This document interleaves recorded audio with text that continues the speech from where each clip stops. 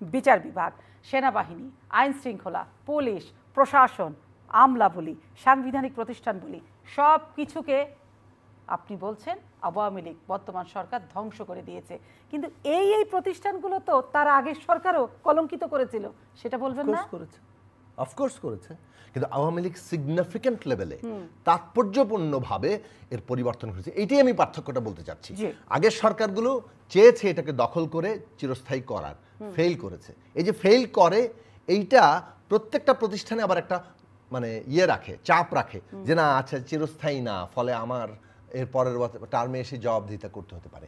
কিন্তু আওয়ামী লীগ 15 বছর সাকসেসফুলি বিনা ভোটে থাকতে পেরে এবং প্রতিষ্ঠানগুলোকে কাজে লাগানোর ফলে সবার মধ্যে এই জায়গায় চলে এসছে যে আমাদের কোনো কিছু কেউ ছিঁড়তে পারবে না, অতএব গ্যারান্টিড।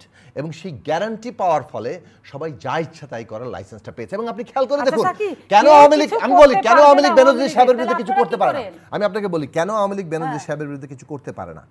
বেনজির সাহেব কিংবা আজিজ সাহেবের বিরুদ্ধে যদি তারা কোনো ব্যবস্থা নেয়, তাহলে এই মেসেজটা যাবে না বর্তমানদের কাছে, বর্তমান যারা আওয়ামী লীগ সরকারকে টিকে রাখার জন্য আমিডামি নির্বাচনে পার করে দিচ্ছেন, তাদের কাছে মেসেজটা যাবে যে তারাও রিটায়ার করলে তাদেরকেও ডিজাউন করতে পারে, তাদের সম্পদ নিয়ে তারা ব্যাজ্যুতি হতে পারেন, পরিবার সমেত নিয়ে তাদের এই অবস্থা হতে পারে।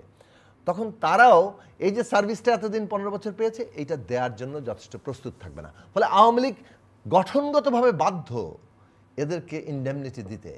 এই যে তার গঠনগত জায়গাটা, অর্থাৎ সে তার অস্তিত্বের শর্ত হিসেবে এসছে যে এইসব লোকজনকে ইনডেমনিটি না দিয়ে সে টিকেই থাকতে পারবে না, এইটা হচ্ছে বিপজ্জনক। অর্থাৎ দল হিসেবে সে তার নিজের দলকে বিপদে ফেলেছে, রাষ্ট্র হিসেবে বাংলাদেশকে বিপদে ফেলেছে এবং জনগণকে এর মধ্য দিয়ে এই যে বললেন যে এত কিছু করছে দেশটাকে নষ্ট